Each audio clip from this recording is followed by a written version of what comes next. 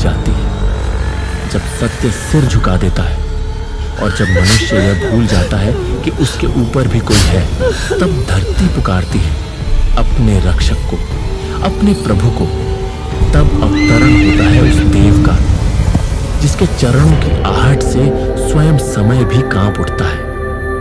युगों से चलती आई है एक आशा, वह अंतिम युग जब धर्म और अधर्म के बीच होगा अंतिम महासंग्राम, जहां कलयुग का संहार होगा और सृष्टि का नवजीवन आरंभ।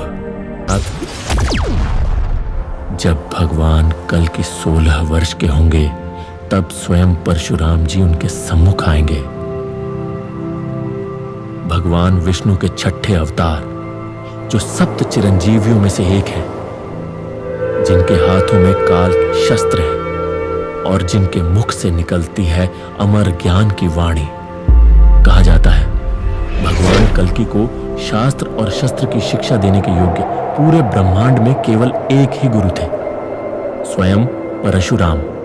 परशुराम उन्हें प्रदान करेंगे दिव्य ज्ञान, धनुर्विद्या की गहराई, तलवार की तीव्रता और ब्रह्मास्त्र व पाशुपतास्त्र जैसे महादिव्य अस्त्रों की साक्षात विधि। वे सिखाएंगे शक्ति का सदुपयोग कैसे हो, नीति के तत्व क्या हो और न्याय के लिए समर्पण कैसे किया जाए। यह शिक्षा केवल अस्त्रों की नहीं होगी, यह मार्ग होगा उस अधर्म के संहार का, जो स्त्रियों के सम्मान को प्रतिदिन लांछित करता है, जो मूक जीवों पर अत्याचार करता है और जिसने मनुष्य को राक्षस बना दिया है। और उसी अधर्म का नाम है कली, एक ऐसा नाम जो केवल पाप का प्रतीक नहीं, बल्कि कलियुग के हर छल, हर अन्याय, हर अंधकार का सजीव स्वरूप है। पुराणों के अनुसार जब समय अपनी सीमा खो देगा, तब भगवान कल्कि के साथ खड़े होंगे सप्त चिरंजीवी। प्रथम चिरंजीवी अश्वत्थामा, महाभारत का अमर योद्धा, जिसकी आंखों में होगा शापित क्रोध और जिसके शरीर में अमृता का भार होगा, तो वही बनेगा धर्म का एक अप्रत्याशित शस्त्र। द्वितीय राजा बलि, दैत्य होते हुए भी दान का प्रतिमान, जिसे वामन रूपी विष्णु ने पाताल भेजा, परंतु वह वहां भी धर्म का दीप जलाता रहा। वह लौटेगा और कल्कि के साथ खड़ा होगा धर्म के लिए। विभीषण, लंका के राजा, जिनके भीतर राम का धर्म था, रावण की प्रजा होने के बावजूद। चतुर्थ श्री हनुमान, स्वयं शिव के अंश, भक्ति, शक्ति और विनय का संगम, जिसकी गर्जना से पर्वत डोलते हैं और जिसकी उपस्थिति मात्र से अधर्म थरथराता है।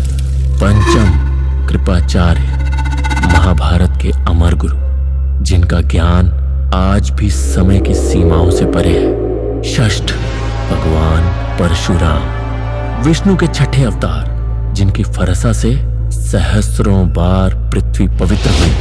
सप्तम महर्षि वेद व्यास, वेदों के संकलक, जो युगों से सत्य को शब्द देते आए हैं। वे पुनः प्रकट होंगे धर्म की व्याख्या करने।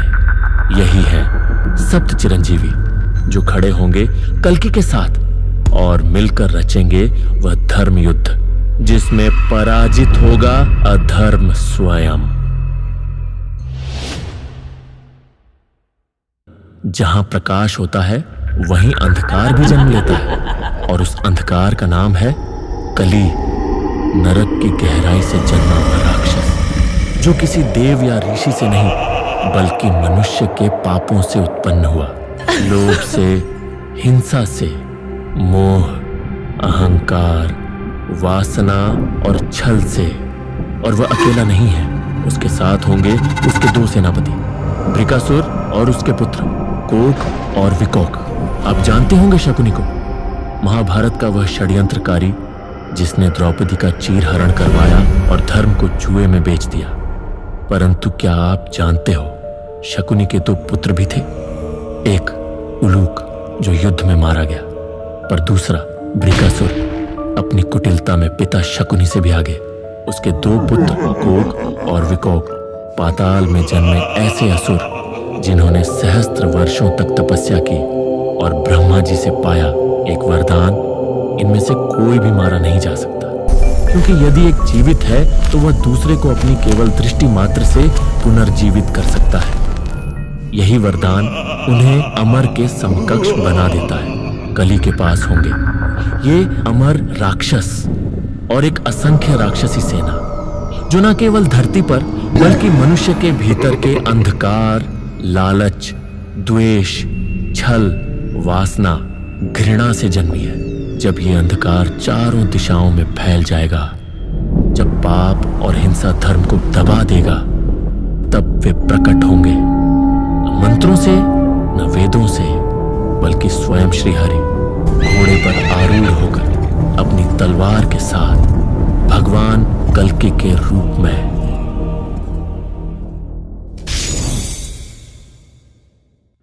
यह कोई साधारण युद्ध नहीं होने वाला। यह युद्ध एक युग का अंत होगा और एक नए युग के प्रभात की शुरुआत। पुराणों में वर्णित है, कली अपने 2 अमर राक्षसों कोक और विकोक को भेजेगा, जिनका वध असंभव है। और तब भगवान कल्कि को भी स्वयं सृष्टि के रचयिता परम ब्रह्मा से सहायता लेनी पड़ी।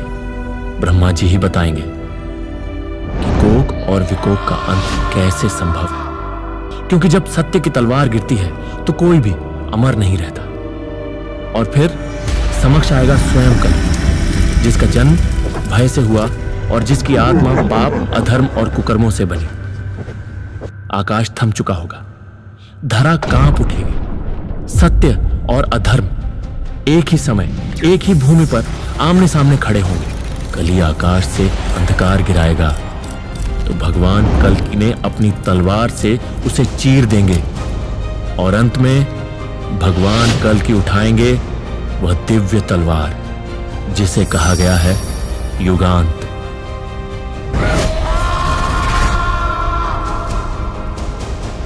एक ही प्रहार होगा और अधर्म का काल समाप्त हो जाएगा। कली की चीख युगों तक सुनाई देगी, फिर सारा ब्रह्मांड मौन हो जाएगा। वह युद्ध सिर्फ राक्षसों का अंत नहीं होगा, वह युद्ध मानवता का पुनर्जन्म होगा। सत्य की महाविजय होगी और वही होगा कलियुग का संहार। पुराणों में वर्णित है कि श्री हरि कल्कि का विवाह होगा देवी पद्मा से, जो स्वयं मां लक्ष्मी का स्वरूप होंगी। यह विवाह केवल 2 आत्माओं का संगम नहीं होगा, यह होगा सृष्टि और सनातन धर्म के पुनर्मिलन का शुभ क्षण।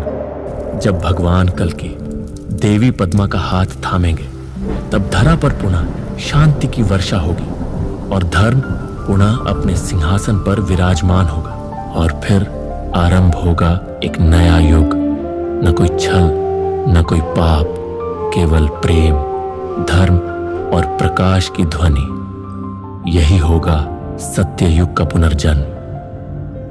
स्मरण रहे, कल्कि अवश्य आएंगे, जब जब मानव अधर्म के समक्ष मौन रहेगा, मनुष्य का पाप, हर चुप्पी उनकी तलवार के प्रकट होने का कारण बनेगी। दोस्तों, अब आपकी बारी है। इस पौराणिक कथा के बारे में आपका क्या विचार है? क्या आप मानते हैं जब अधर्म अपनी सीमा लांघता है तो स्वयं ईश्वर को अवतार लेना पड़ता है? यदि यह दिव्य कथा आपके हृदय को छू गई हो तो कृपया इस वीडियो को लाइक करें और हमारे चैनल लॉस्ट एकोस को सब्सक्राइब जरूर करें। जय श्री हरि कल्कि।